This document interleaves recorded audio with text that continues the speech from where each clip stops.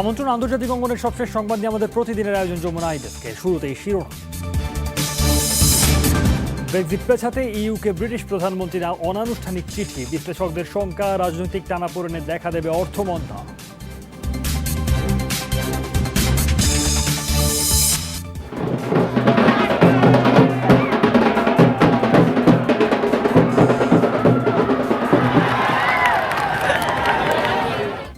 কাল মহারাষ্ট্র হরিয়ানায় বিধানসভা নির্বাচন, প্রচারণায় বলিউড তারকারা, ফের সরকার গঠনের প্রত্যাশা বিজেপির।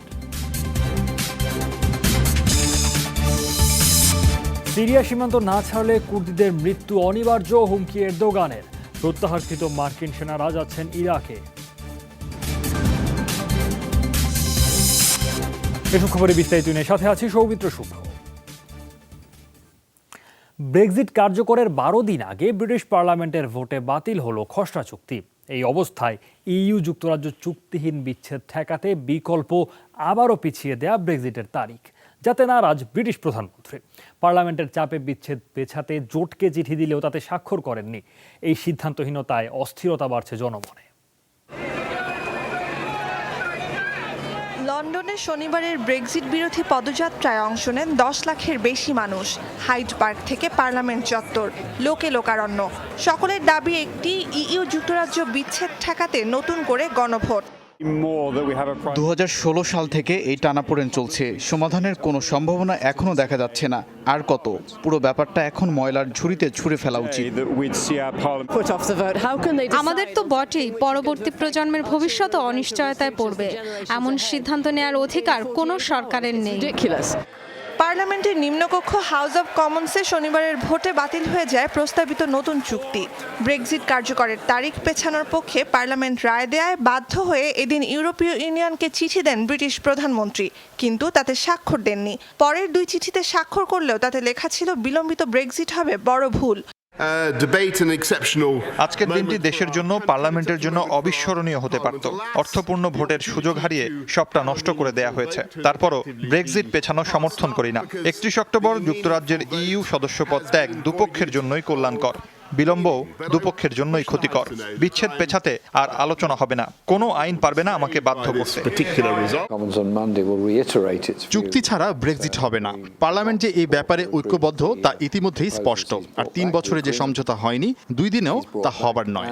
এক্ষেত্রে ব্রেক্সিট পেছানোর কোনো বিকল্প নেই। প্রধানমন্ত্রীকে লিখিতভাবে এই নিশ্চয়তা দিতে হবে। নতুন করে ইইউর সাথে আলোচনা, প্রয়োজনে দ্বিতীয় গণভোটের কথাও ভাবতে হবে।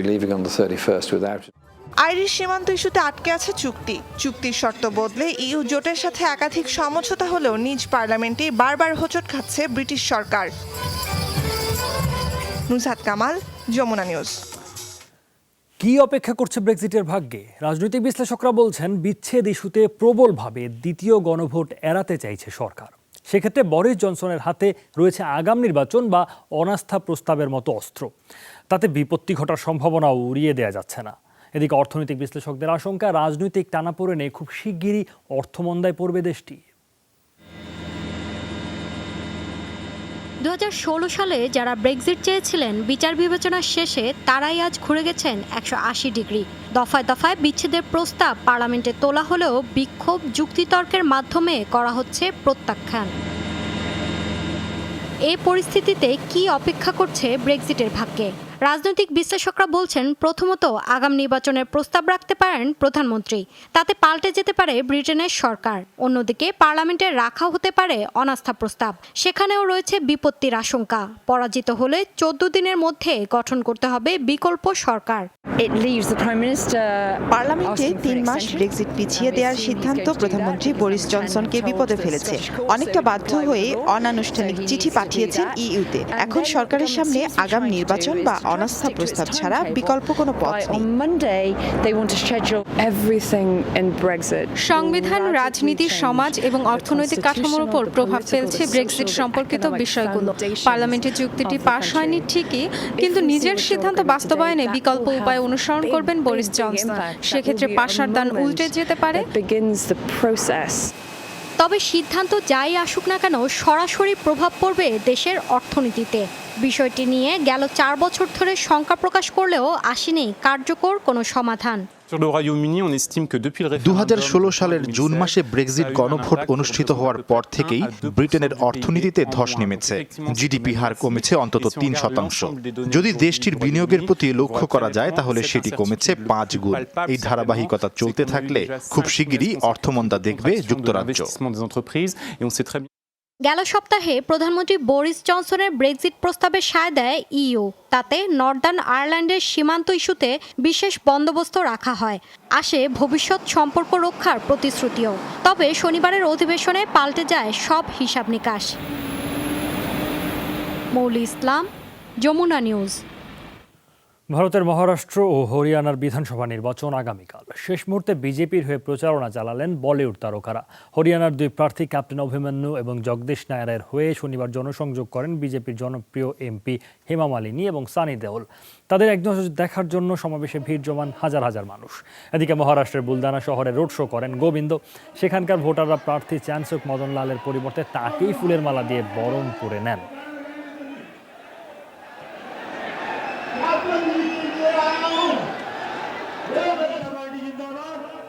ভারতের উত্তরপ্রদেশে হিন্দু উগ্রবাদী এক নেতাকে হত্যার অভিযোগে 3 ধর্মীয় নেতা সহ 6 মুসলিম যুবককে গ্রেফতার করেছে পুলিশ।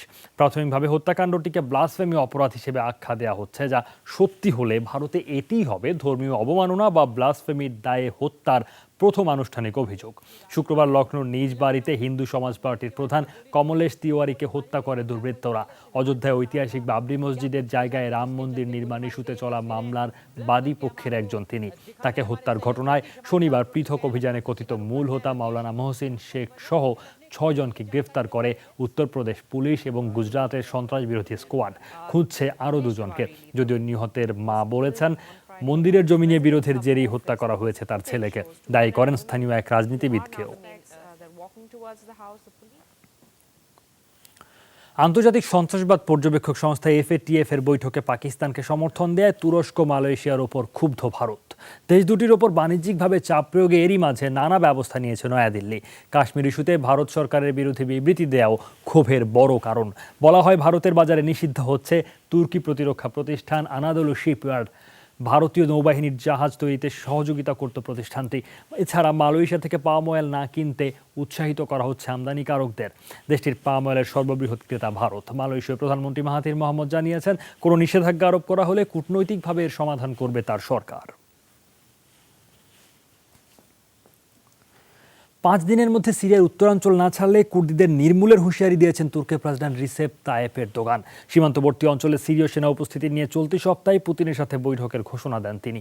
ওদিকে সিরিয়া থেকে প্রত্যাহারকৃত 1000 সেনা ইরাকে আইএস বিরোধী অভিযানে যোগ দেবে বলে জানিয়েছেন মার্কিন প্রতিরক্ষা মন্ত্রী মার্ক স্পার। যুক্তরাষ্ট্রের মধ্যস্থতায় 5 দিনের জন্য স্থগিত সিরিয়ায় তুর্কি অভিযান। এ সুযোগে নিত্যপণ্য সংগ্রহের চেষ্টা বাসিন্দাদের। তুর্কি রেড ক্রিসেন্টের ত্রাণ নিতে উত্তর পূর্বাঞ্চলীয় শহর তাল আবায়াদে সিরীয়দের লম্বা লাইন। সীমান্তবর্তী কোবানি শহরে সিরীয় সেনা আর কুর্দিদের সশস্ত্র অবস্থানে আতঙ্কিত বাসিন্দারা। আক্রমণ প্রতিহতে একযোগে লড়াইয়ের ঘোষণা কুর্দি ও সিরীয় সেনাদের। যুদ্ধের আশঙ্কায় প্রাণভয়ে ঘরবাড়ি ছাড়ছেন অনেকে। বুঝতে পারছি না এখানে থাকা ঠিক হবে কিনা, কিন্তু বাচ্চা কাচ্চা পরিবার নিয়ে কোথায় যাব? কোবানিতে আক্রমণ হলে সম্মিলিত প্রতিরোধ গড়ে তোলা হবে। আমরা যুদ্ধ চাই না, তবে নিজ দেশ থেকে আমাদের ছড়িয়ে দিতে চাইলে তা মেনে নেব না। বেঁধে দেয়া 5 দিনের মধ্যে সিরিয়ার উত্তরাঞ্চল ছেড়ে না গেলে কুর্দি যোদ্ধাদের মৃত্যু অনিবার্য বলে আবারও হুঁশিয়ারি দিয়েছেন তুর্কি প্রেসিডেন্ট। রাশিয়ার সমর্থনপুষ্ট সিরীয় সেনারা উত্তর পূর্বাঞ্চলীয় কয়েকটি এলাকায় অবস্থান নিয়েছে। এই বিষয়ে রুশ প্রেসিডেন্ট ভ্লাদিমির পুতিনের সাথে আলোচনা করব। কুর্দিরা নির্দিষ্ট সময়ের মধ্যে সীমান্ত না ছাড়লে আগের পরিকল্পনায় ফিরে যাব। গুড়িয়ে দেয়া হবে কুর্দি যোদ্ধাদের। এদিকে সিরিয়া থেকে প্রত্যাহার করা 1000 মার্কিন সেনাকে ইরাকের পশ্চিমাঞ্চলে মোতায়েনের কথা জানিয়েছে পেন্টাগন। তবে ইরাকি ভূখণ্ডকে ঘাঁটি হিসেবে ব্যবহার করে সিরিয়ায় অভিযান চলবে কিনা সে বিষয়টি স্পষ্ট করেনি ওয়াশিংটন। ন্যাটো মহাসচিবের সাথে কথা হয়েছে। ইরাকে আইএস বিরোধী অভিযান চালিয়ে যাওয়ার বিষয়ে আমরা একমত। অভিযান কিভাবে পরিচালিত হবে সে বিষয়ে সামরিক পর্যায়ে আরও আলোচনা হবে। একই সাথে সিরিয়ান ডেমোক্রেটিক ফোর্সেসের সাথেও যোগাযোগ রাখছি। সিরিয়ায় তুর্কি অভিযানের প্রতিবাদে জার্মানিতে বড় ধরনের বিক্ষোভ করেছে কুর্দিরা। আন্তর্জাতিক মহলের সহায়তা চেয়েছে আগ্রাসন বন্ধে। Dorothy Tasrin, Jamuna news. কানাডার 43তম জাতীয় নির্বাচন আগামীকাল। পার্লামেন্টের 338টি আসনের জন্য লড়ছে 6টি রাজনৈতিক দল। একক সংখ্যাগরিষ্ঠতার জন্য প্রয়োজন কমপক্ষে 170টি আসন। এবারের নির্বাচনকে প্রধানমন্ত্রী জাস্টিন ট্রুডোর শাসনের পক্ষে বিপক্ষে গণভোট হিসেবে দেখছেন অনেকে। মূলত লিবারেল পার্টি ও অ্যান্ড্রু শিয়ারের কনজারভেটিভ পার্টির মধ্যে হবে হাড্ডাহাড্ডি লড়াই। ফলাফলে গুরুত্বপূর্ণ ভূমিকা রাখবে বাকি দলগুলোও। জরিপ বলছে ভোট ভাগে গুরুত্বপূর্ণ ভূমিকা রাখবে ভারতীয় বংশোদ্ভূত জাগমিত সিং এর দল নিউ ডেমোক্রেটিক পার্টি। এবারের নির্বাচনে সবচেয়ে আলোচিত হিসেবে বিবেচিত হচ্ছে বর্ণবাদ ইস্যুটি।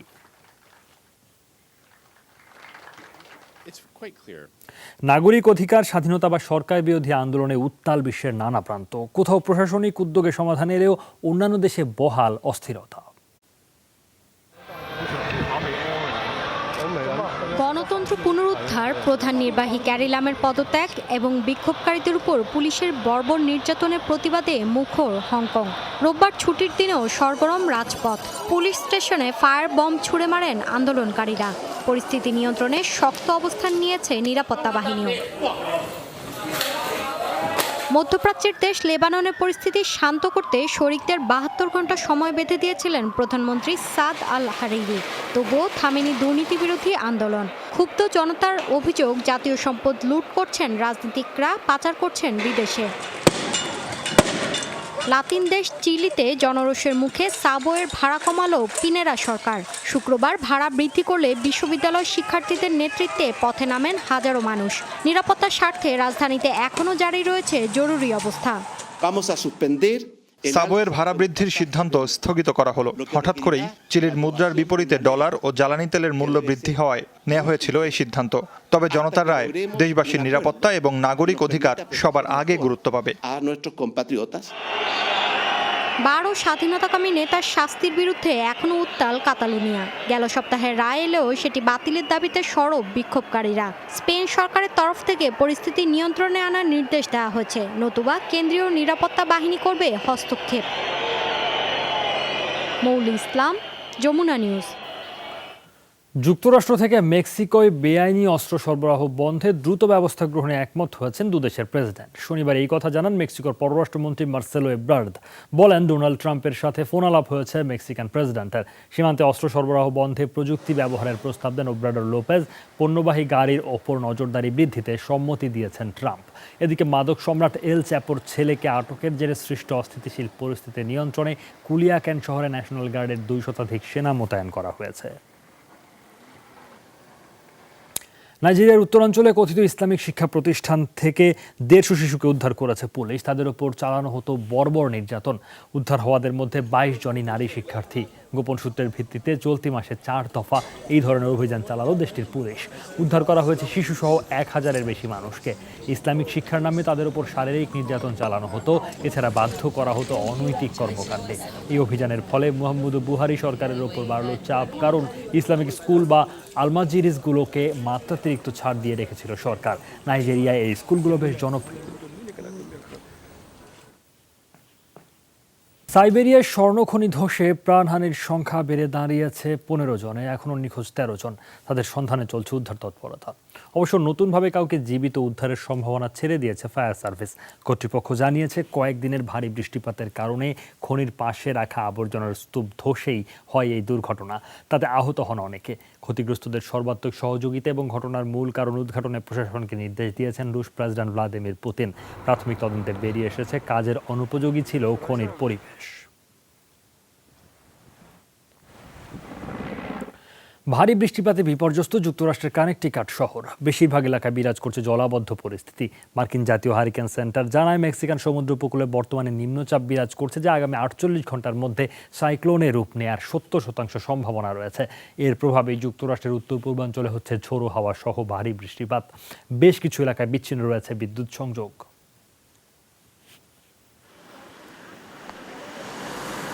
এই ছিল যমুনা আই ডেস্ক। এতক্ষণ সাথে থাকার জন্য সবাইকে ধন্যবাদ।